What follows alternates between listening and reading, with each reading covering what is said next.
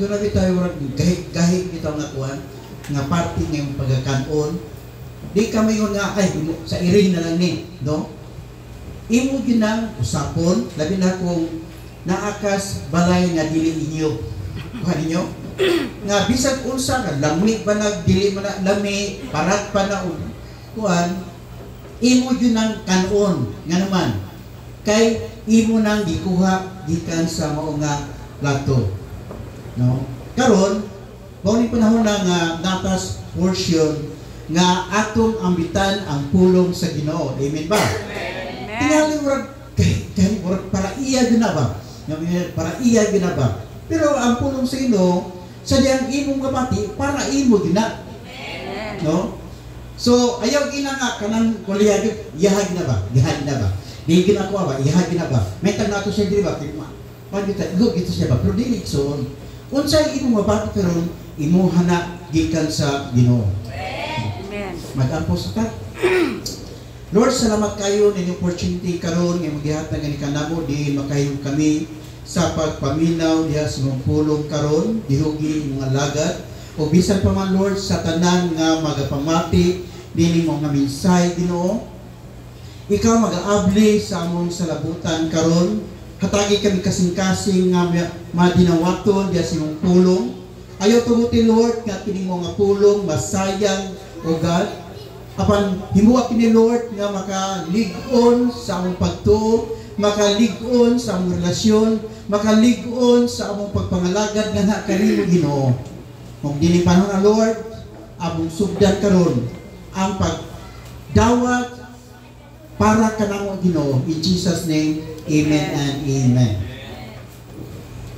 Kung imo ma-notice bitaw no, ang tag-iya sa resorts, hotels, shopping malls, supermarket, restaurants are spending millions of pesos aron ito niya na iksoon ilang i-upgrade ang ilang facilities, ang ilang services nga naman kay dasay sila o nakasabot sila sa gitawag human nature. Ang human nature magpangitag din sa kanang pinaka the best tinuod dili kay mas maayo pa, mas patsada pa palitan nakaana ka sa ka swimming pool, no? Unya imo nadunggan nga dunay lain swimming pool nga lindot unsa may imong pagabuhaton, no?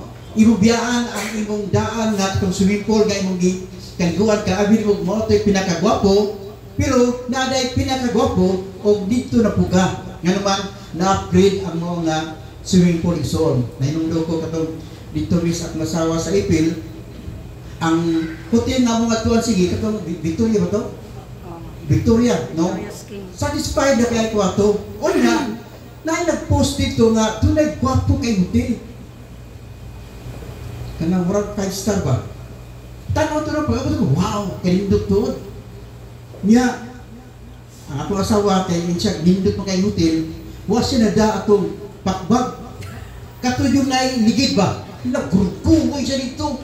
O niya kay, ako mindset kay, pakbag na ng YouTube, gulit ko lang, kabuki bitaw, gulit. Napoy itong bag bitaw nga.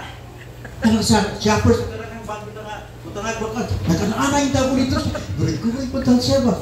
Kaya ako, grabe ko. High-tech kayo kay pag, wapay ko nabot sa putahan, hindi ka makapil na. Wow, high-tech yun doon. Pag labay ko sa putahan, wow, litlus doon.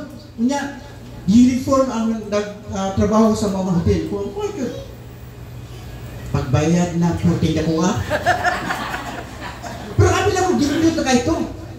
Pag abot mo sa 3rd floor, kung saan pag-abli. Siya may nagwit-guli atong car niya, butang mo dito dito. Pagharap-harap ang gulit-gulit, tawa, hindi ka-abli yun, manawag na mo eh. Kung saan mo pag-abli na mo, nawa may susi. Siya nili, nagyahan na lang na. High-tech ka dito. Upin na yun. Galing, irko mga ano din ba? Wow! Pag sunod ako ito sa akuan, sa hotel, sa room sa hotel, nindot yun, pero gamay kayo. Murag, magawang na itong kwarto no? Mas perkuan po kayo ito. Kay, ang ilang kasilyas, napahin ka ng sabin-sabin kunuhay. Pero, for, kung dito siya ka ng pang, kapitang badang asawa dito, kaya naman, musihag-sihag man. Usa po ni kasilyasan po kayo nga magsiyag-siyag. Dito rin, kanang sabi dito nga, pero di kayo maklaro, pero maklaro. No? Ingko, pero sa ako na, di kong balikan man. Kaya pagkaliko na mo, naglama, ako ba? Tubig ba?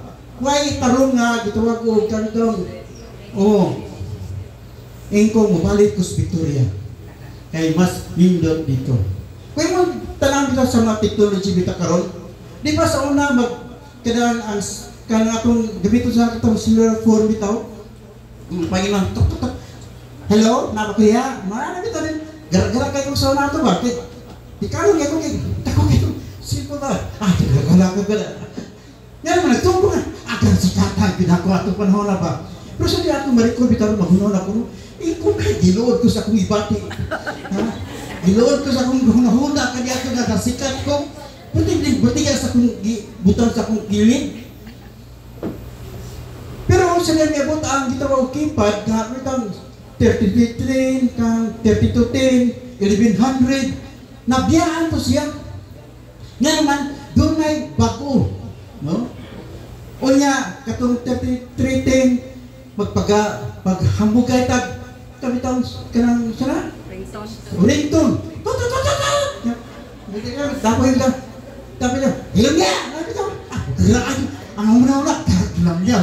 Dami agis panginaw, ginangoy. Pero pagkaabot sa touchscreen, patiga niya itong 3310. Then, ang nagamit sa 3210, pura mga tigulang ang tingin, magalit, hindi data, wata nagamit na ano? Hindi ito malam niya po. So, touchscreen na po. O niya, bagong nga, nangabot, bisag unsa ka mahal, atong paliton nga naman, gi-upgrade na, atong gibiyaan itong 3310, be. Mga batanon, kasi nagkabit ko 3310. Siguro mo naman kapot. Kaya mga kapitan, nabitaw mo gamit ang mga kapitang idara na, kay kapuya na kayo sila kuhan ba? Kaya pag ano mo, lahi ang word ang mo gawas. Tinodili, di ba? Pag panahon nga, pwede ako sa akong asawa, siya, siya ba hindi masabot ani? Ikaw mo siya ba yung tanong ko, hasta ko, di ko sabot. Kaya lahi ang butang dito sa kuhan, sa screen. No? So, kung mo tanaw, urag ang tao gusto upgraded. Tinood, dili. No? So, kung yung tanaw niya sa ating spiritual ng mga bahay, yun na usap. Kaliad to, natas gitawag o kangit-ngit. Sayo na to ang pagpamakat, sayo na to ang pagsultig dili maayo, nga naman, naamatas gitawag o kangit-ngit. Pero sa diyan, nakaangkol na to, ang gitawag o Jesus sa itong kinabuhing soul, mo kinimihatag ka na to kahayag, diha sa atong kinabuhi. Amen ba?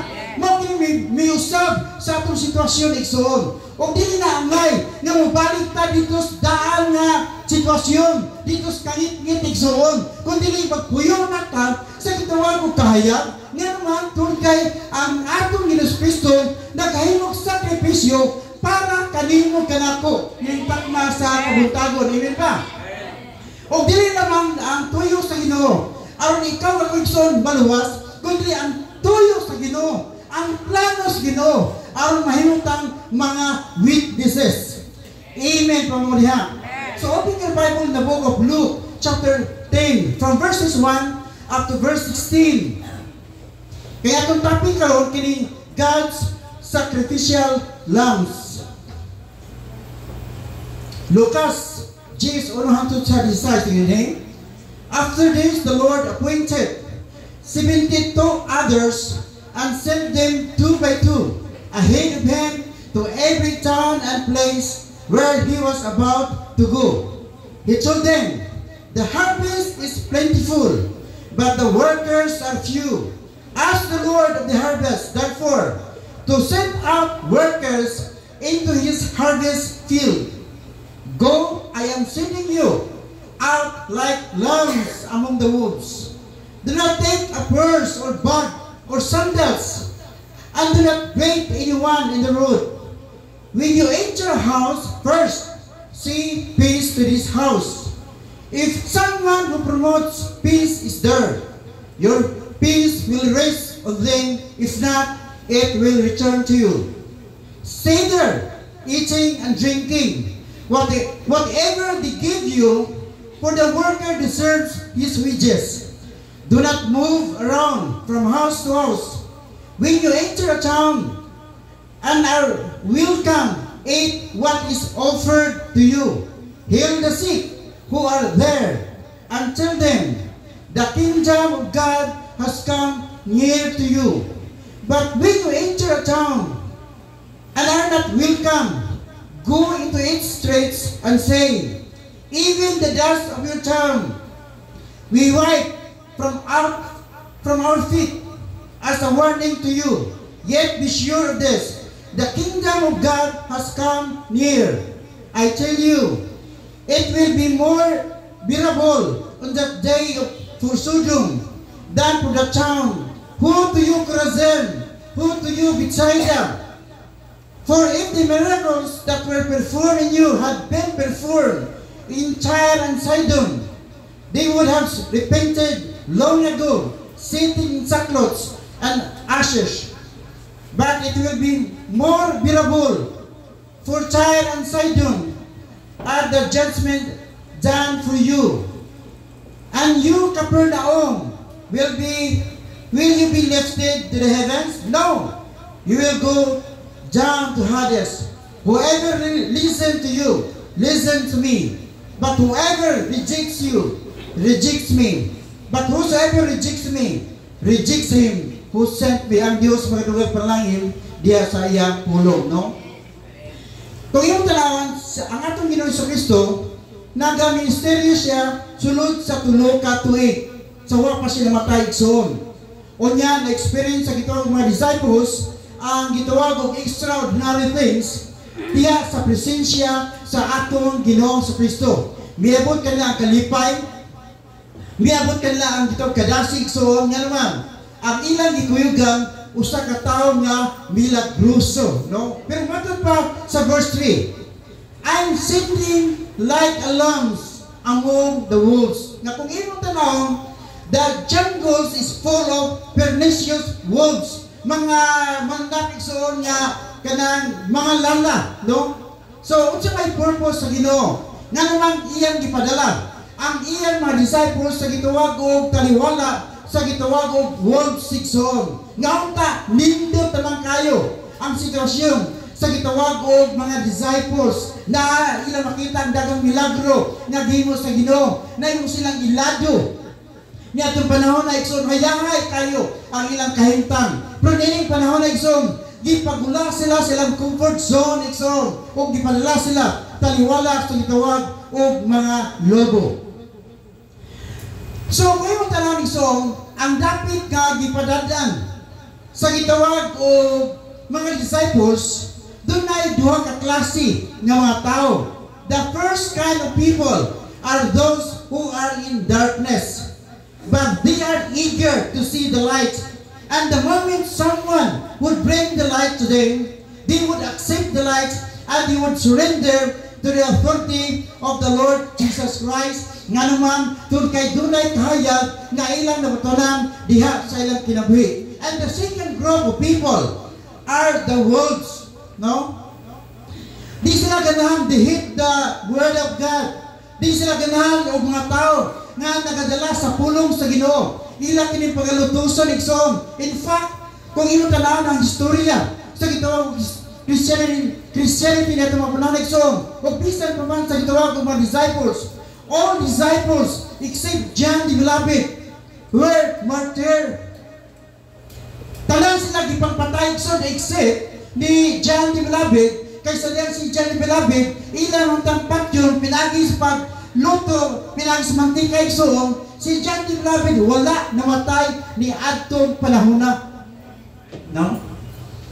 Pero ang uban nga mga disciples, luoy kayo. Ang uban gipaguroy sa mga kabayo, ang uban gipangbato, ang uban gipanglansa nga gipatuwad igsoon, ang uban gipanggabas niya itong mga panahon na nga naman tungod sa pulong sa Ginoo.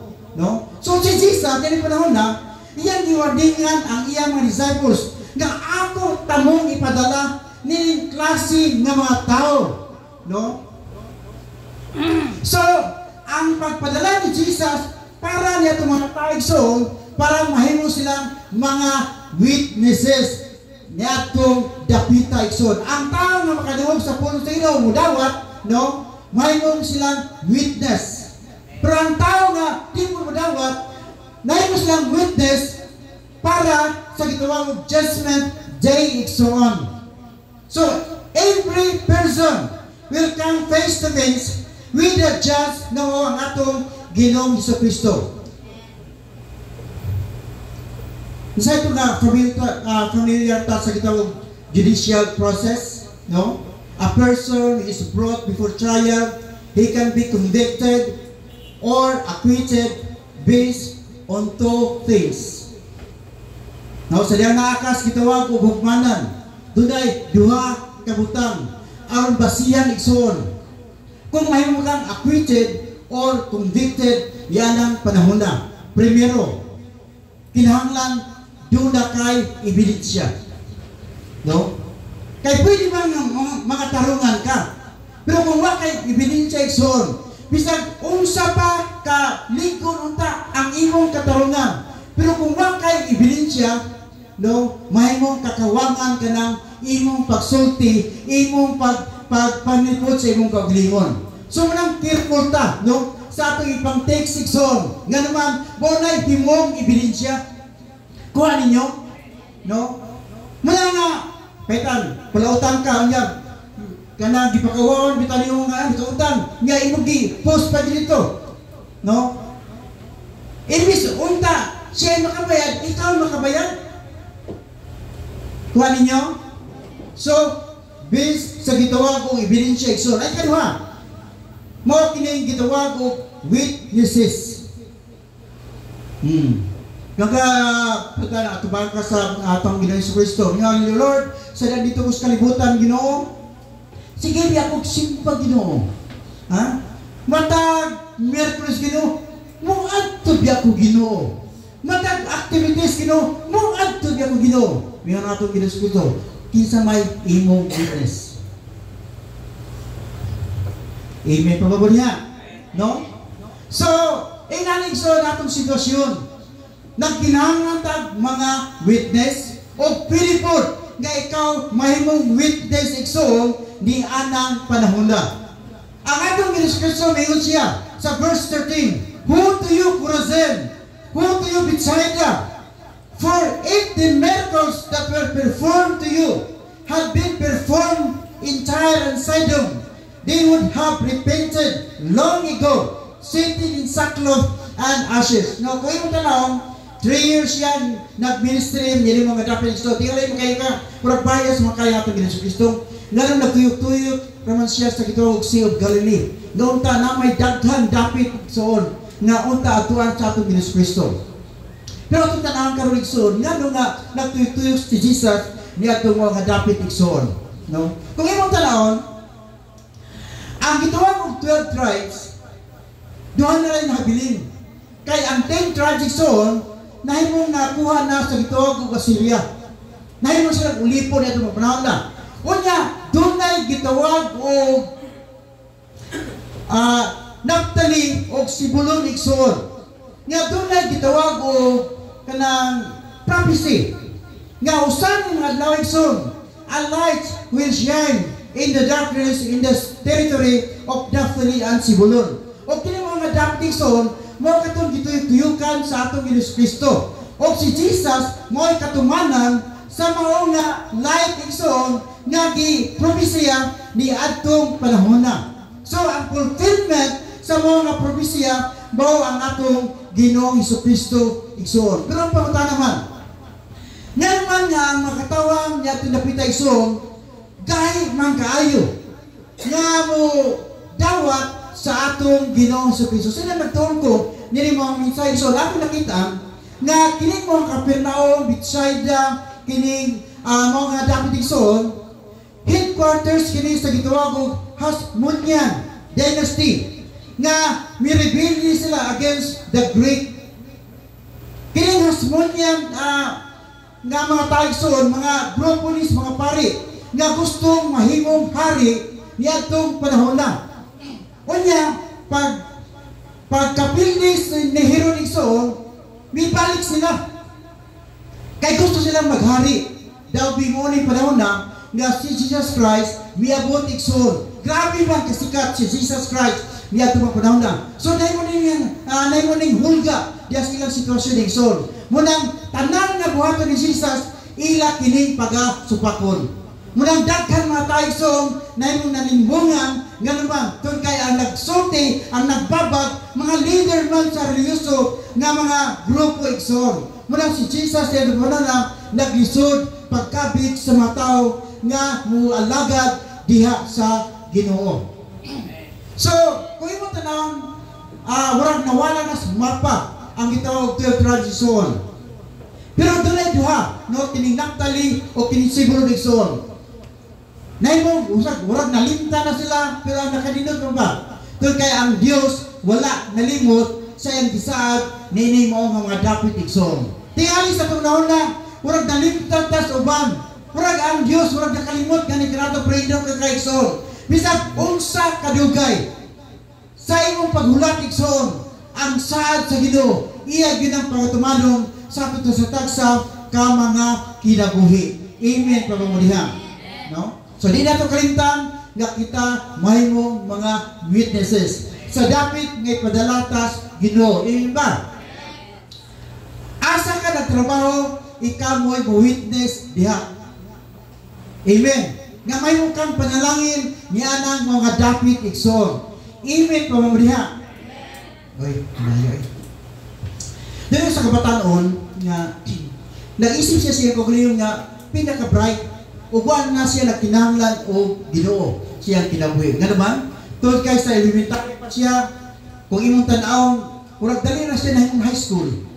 Kung saan na nga na itong acceleration.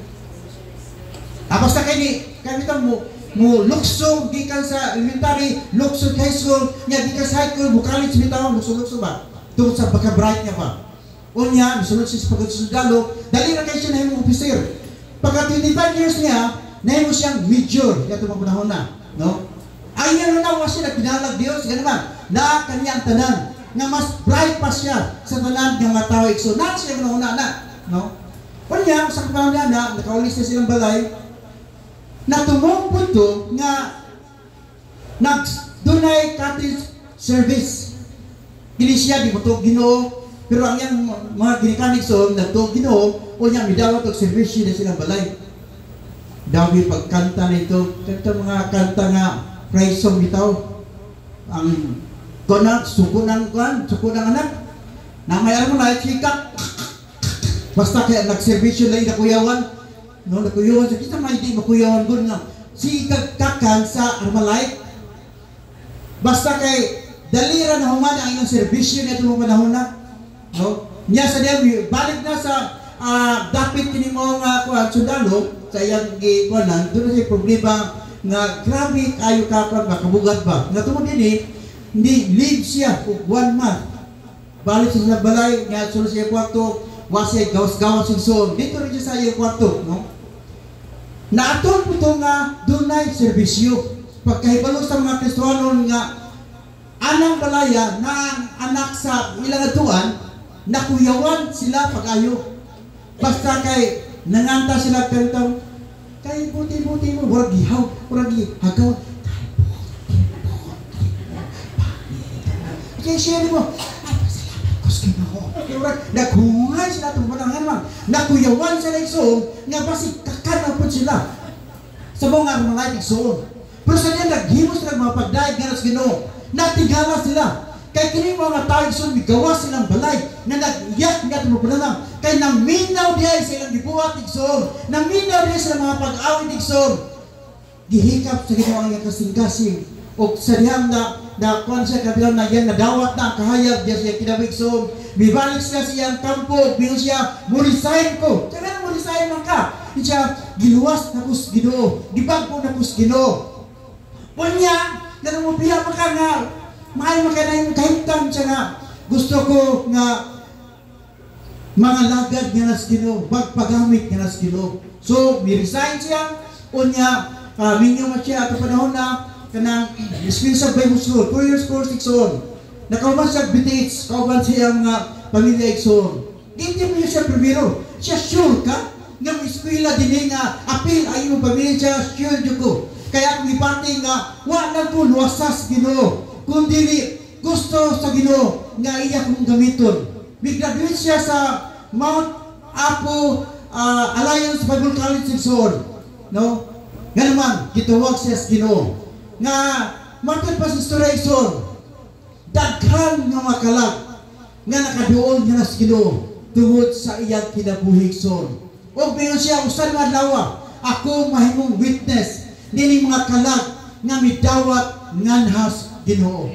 Di mo na akong desire Seoul. Nga usan nga lawa, mutindog ko atubangan sa dakong hukmanan ni Seoul. O dunay tao mutindog dako, doon ako, o mayon nini kanako, kining tawhana.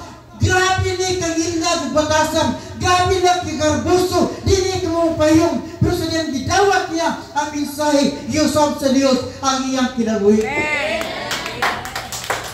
Huwag akong ginisay pag-igsoon, na sa niyang naatas hukmanan, ako'y muwitness para ninyo. Nga naman, kaya ako'y nakasaksi sa inyong papangalagad nila sa Ginoo. Ngayon po, Lord, bisan kadagkang anak niya ay Ginoo, pero musing pa lang yung sa Ginoo, okay na siya, Lord. Amen. Bisan ang mga Lord, grabe kayo ka busy, grabe kayo ka problema, Ginoo. Pero ang akong pasalig, Ginoo, akaya na siya, nga musulod sa langit, Lord. Tun kay sila, nangalagad o bidawat, diha, sinong pulong. Ang akong bautan na bang naibiling na nakaninyo. Kung sa may desire sa mga kinabuhi, Igsoon, sa imong sitwasyon karon. Nga panahon kay ikaw ako, Igsoon matubang Diyos, gito Judgment Day. Tunay tao nga muwitness para nimo. Kung sa may ilang isulti, para kami mo atubangan Diyos sa atong Hesus Kristo.